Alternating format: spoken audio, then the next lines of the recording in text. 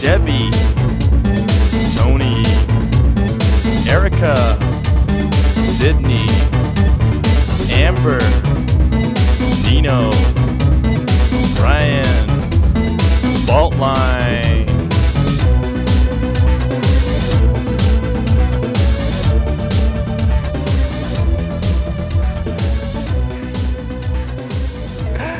Good evening, and welcome to the third season of Faultline. I'm Marcus Smallwood. And I'm Amanda Cook. Faultline is your weekly video magazine produced by the students at California State University, San Bernardino. This season, an entirely new creative crew will use their skills to bring you information and entertainment. Each week, we bring you a series of short features reflecting work and play in the Inland Empire. Tonight's show brings a little bit of everything into your home.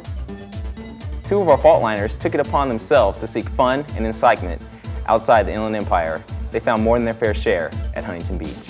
In addition, Faultline talked to a mountain search and rescue team to find out who they are, what they do, and how they work. But first, let's check out the excitement going on in the communication department right here at CSUSB with Jeff Comfer and my lovely co-host, Amanda Cook. Hi, I'm Jeff Comfer reporting for Faultline. Behind me is University Hall, located here at California State University, San Bernardino. This building is home for the communications department on campus. Communications is a multifaceted discipline combining both academic and professional interests. Students who choose communications for their major can look forward to a variety of careers. Communication majors can find job opportunities in business and industry, education and teaching, public relations, marketing, advertising, and on-air media and media production. Today on Faultline, we'll take a closer look at print media, radio, and television production, all which are available here at California State University, San Bernardino. Let's go take a look.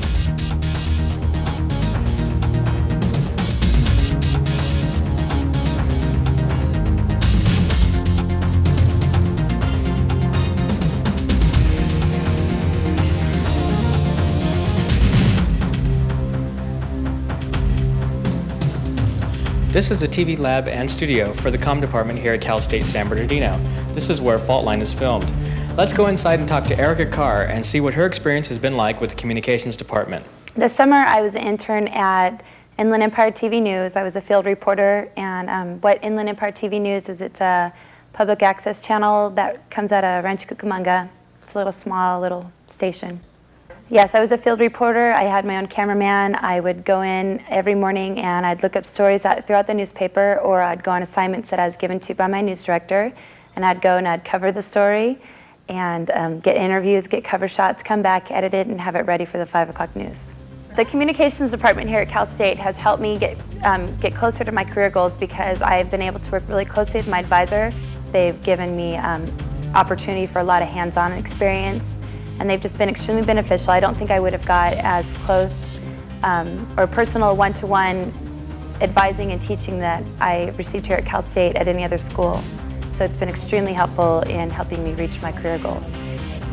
Now we will take you to KSSB AM 680. This is a student-run radio station operated by the students here on campus. Inside, we talked to John Lyons and Vince Hudson, who are the station manager and program director of the station. All right, my name is John Lyons, and I'm a consultant for the station, former station manager, now serving as a consultant. And my name is Vince Hudson, and I'm the current program director, station manager, and I handle most of the day-to-day operations of the radio station. It's a very good networking process. I would say many of the former staff of the radio station moved on to larger and bigger and better positions in the industry. I mean, we have people working at Interscope Records. I mean, they have bands like Nine Inch Nails, things like that. We have people that have worked for Hollywood Records, and just over the last 3 years we've placed over a dozen people in paid positions, and that's not just internships, that's excluding internships. These are paid right out of college jobs, and so really that's been the secret of the station, is that we managed to really do a good job at placing people both in the record industry and in the radio industry here in the Inland Empire.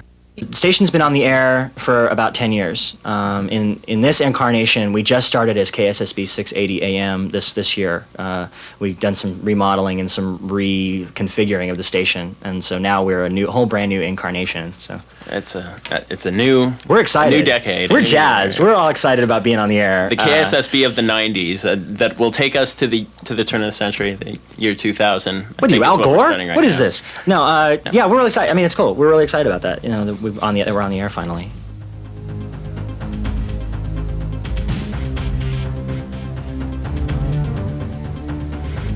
We're here at the Journalism Computer Lab. This is where they put together the Chronicle. Let's go inside and see how they put together a real working newspaper. The Chronicle is the school paper at Cal State San Bernardino. Our purpose is to provide news for the students on campus and to also provide experience for students that want to go into journalism for their future career.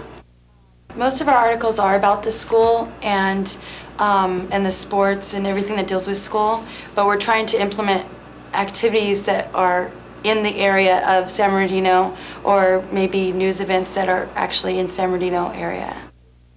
Well, I'm planning on using this artwork as part of my portfolio when I go into the art career. And it's really important to have a basis and see that your work has been published. So you're not an artist, but you're also a working artist. You're actually doing something that people read and see every week from the newspaper. So it's exciting to actually practice something in college that you'll be using for the rest of your life. We do have 5 o'clock morning times, but when we're here, but we have fun doing it in a weird way. There's times we pull all-nighters, but I mean, well, we'll just go to Denny's at 5 o'clock in the morning and go get coffee or something like that. But it's always really fun. It's really rewarding to see your finished product and know you've done the best job you can. The Communication Department is working its way towards the future with its new webpage on the internet. Melissa Tucker is one of the student advisors who is working on the internet webpage. Let's talk to her now and see how she does it. The basic description of the web page, our home page for the Communications Department, basically tells us what the Communications Department is about and what it has to offer new students and ongoing students who plan to come to the Communications Department. What I'm doing right now is dealing with a little bit of the graphics, picking up the pictures and place them in the text, as well as dealing with HTML language, which brings the web pages to the internet for people to pick up. For a net surfer, what they could find on our communications website is basically the schedule, what teachers we have here, their specialties in teaching, as well as a basic plan of the office. Students who are very interested in obtaining this information on the internet, they can actually punch in http://acm.csusb.edu/comm/index.html, and those are all lowercase letters. Well, that concludes our look at the Communications Department here at California State University, San Bernardino. If any of you out there are interested, you can contact us here at the university, and we'd be glad to help you out and set you up with classes. Well, that's it for me here. Let's go back to the studio with Amanda and Marcus. Can you believe those radio guys? They must be having a lot of fun in there. Yeah, the Communication Department at CSUSB sure offers a wide variety of study areas for their students. They sure do, Marcus. And it's true about the professors caring about each student individually. I know from personal experience, they genuinely do everything they can to prepare you for the real world. Speaking of the real world, I plan on using the skills that I've learned in my communication classes and here at Faultline to further my career in the workforce. We have to take a quick break, but don't go anywhere because we'll be right back.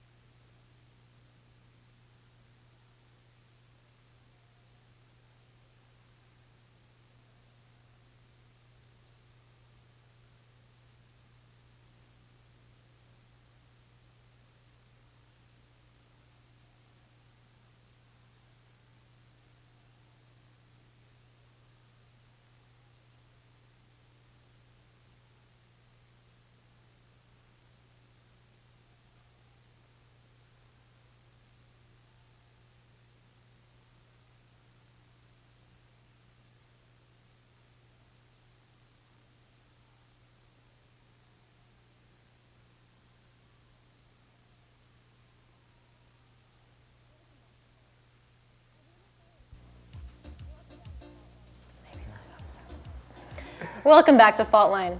Have you ever sat around on a Saturday afternoon wondering where to spend a fun-filled day? Actually, yes, I have, way too many times. But luckily, Amber Wasness and Melissa Tucker have found just the place for tons of fun. Stay with us as we travel to Huntington Beach.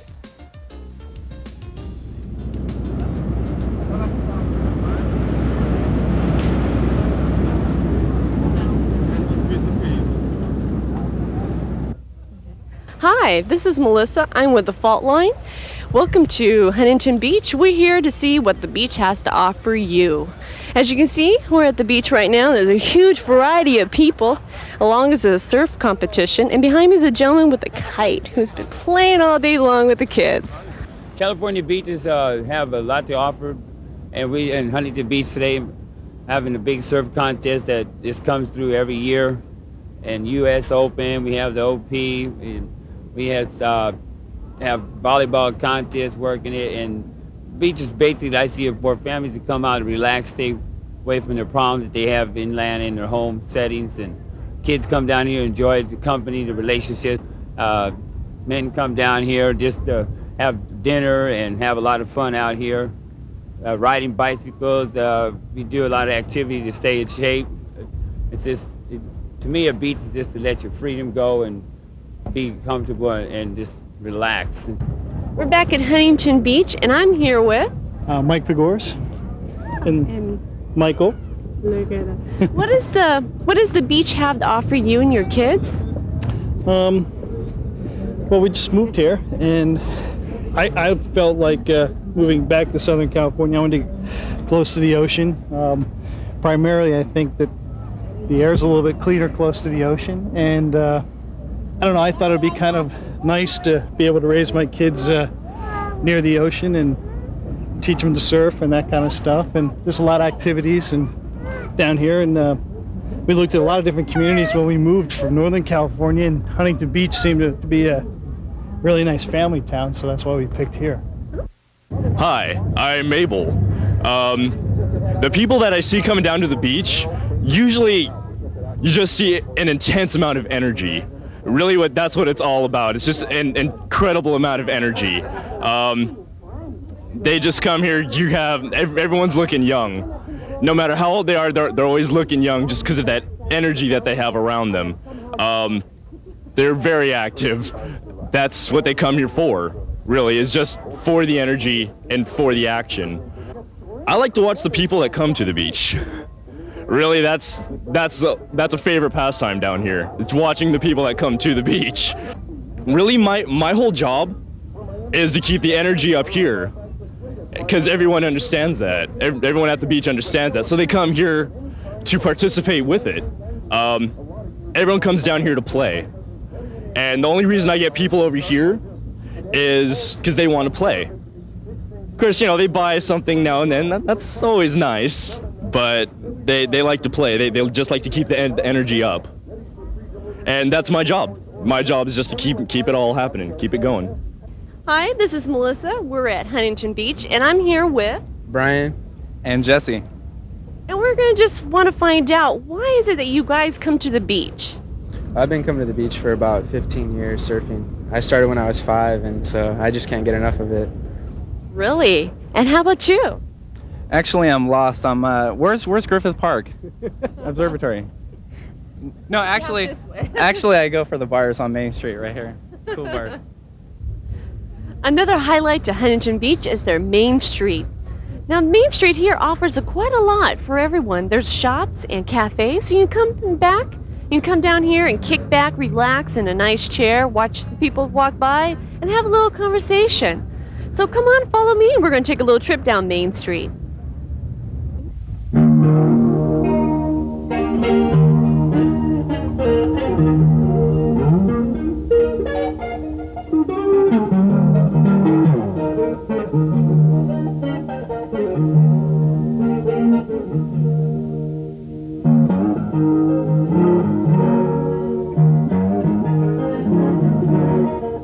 Jeff, why do you come to the beach, and what does it have to offer you?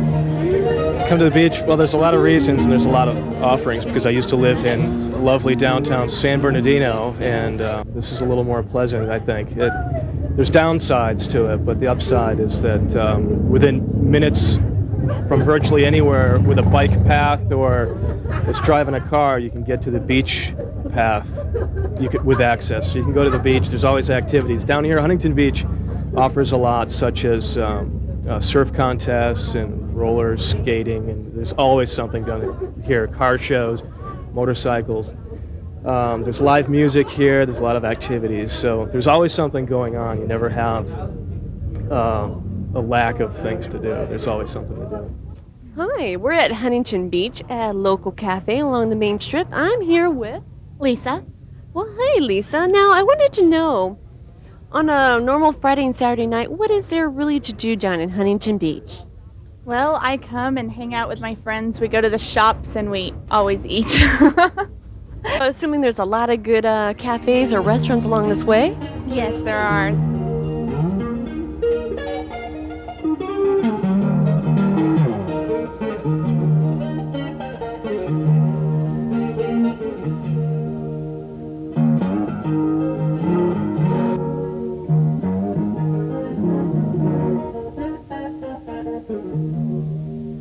You have excellent surfers. That's why this is Surf City, because we are good.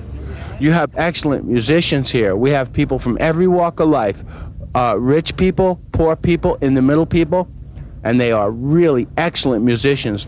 This is a place where you can get more art than Haight-Ashbury in the 60s, more art than Berkeley in the 70s.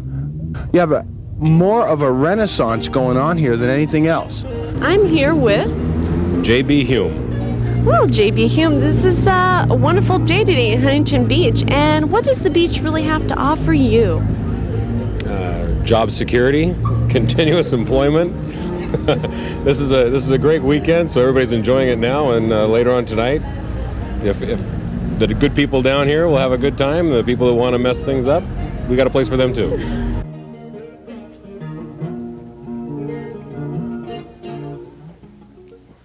Huntington Beach sure is an amazing place. So many things to do: rollerblading, jogging, sunbathing, bicycling. The options seem endless. What do you say we quickly finish this taping, gather the crew together, and head on over? I could definitely live with that. You know, maybe we should forget about the crew and just go ourselves. We deserve a little mini vacation. What a great idea. You're such a nice guy, Marcus. I know. Okay, nice guy. Sit back and we'll be right back.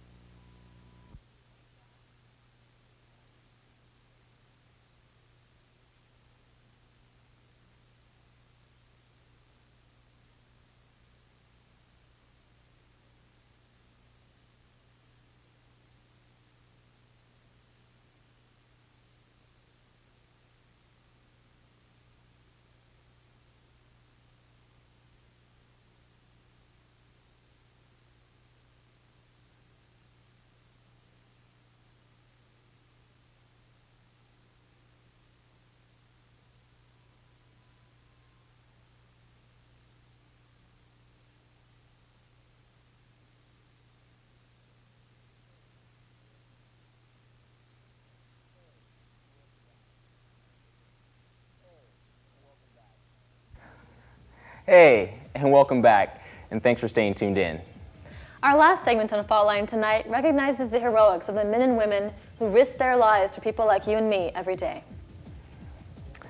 Nino Ginalista and Debbie Maxwell have talked to a mountain search and rescue team to see exactly what they do. Hi, I'm Erica Carr, and today I'm here talking with Bob Gaddis, the Vice Commander of West Valley Search and Rescue Team. Bob, you want to tell me a little bit about your organization? Our organization was started in the summer of 1985 when the last full-time deputy team was disbanded due to budgetary constraints with the county, and the team went all volunteer at that time. Okay, and what is the mission, goal, or the purpose of your organization? The mission of our organization is to provide search and rescue to those persons within the confines of the county that need help on the mountains or in the desert. When you say the county, what exact areas does that deal with?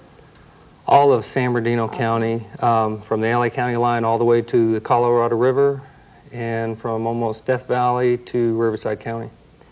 What makes your organization unique? What makes us unique is that we're all volunteers going out to helping people that are injured or lost up in the local mountains and desert. Okay. What kinds of people are involved with your group?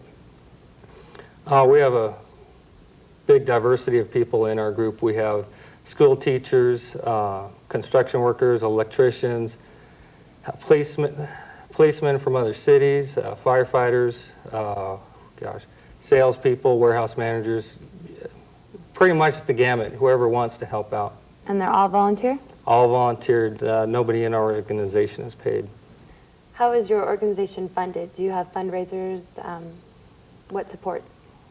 Major support for us is our annual fundraisers for all the teams in the county, and any donations, be it monetary or equipment or vehicles. We've had vehicles donated from GTE and Edison, and it's been helped out a whole lot, and anything like that. Okay.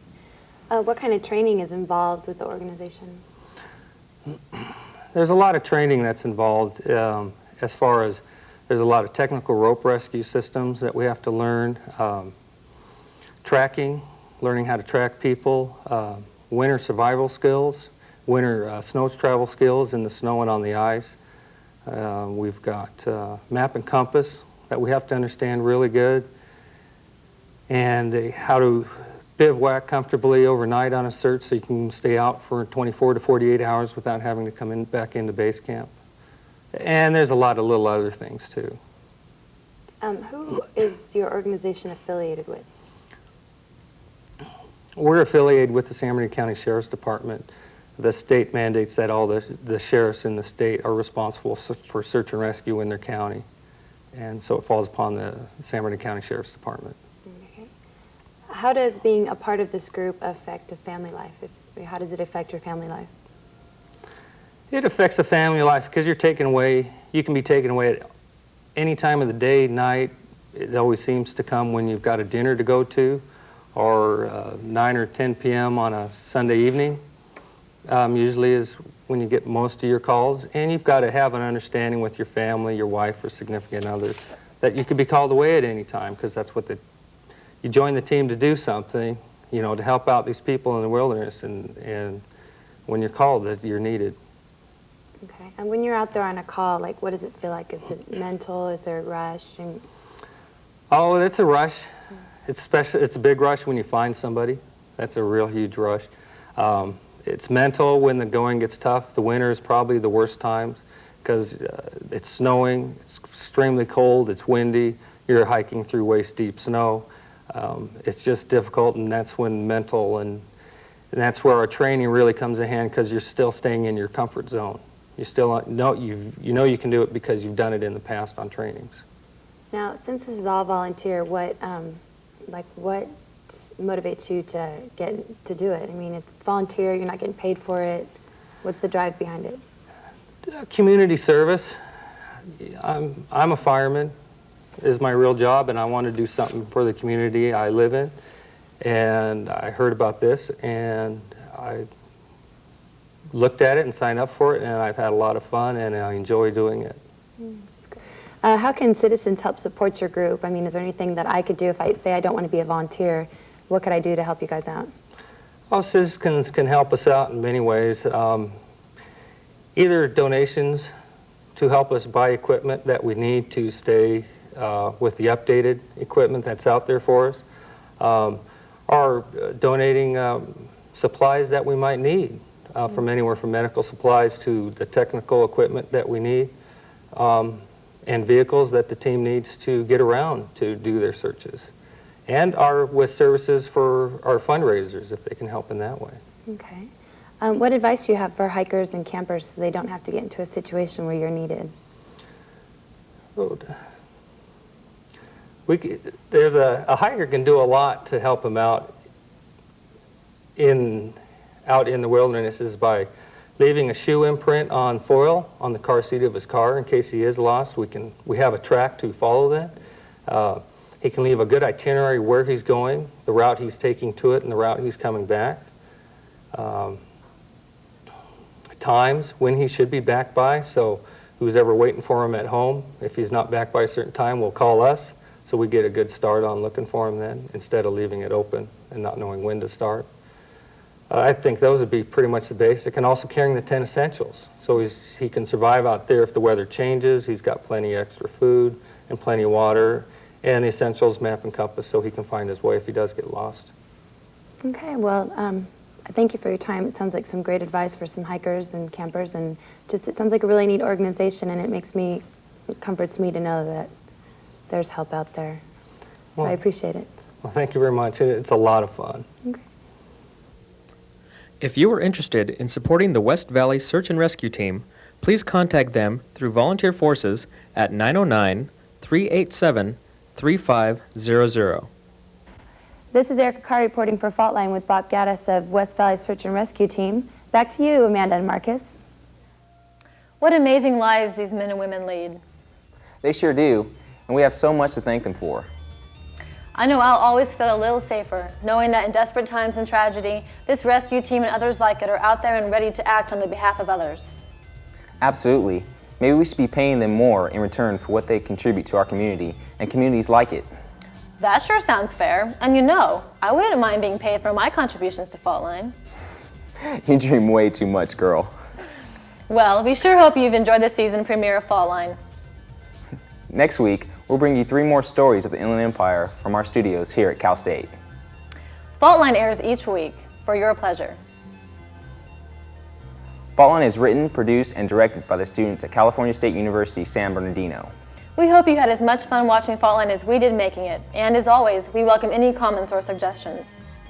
You can reach us here at Faultline by writing Faultline, care of Department of Communication Studies, California State University, San Bernardino, 5500 University Parkway, San Bernardino, California, 92407. Or email us at faulttv@acme.csusb.edu. Please make sure to tune in to Faultline again next week for more information and entertainment in the Inland Empire. See you soon. Bye-bye now.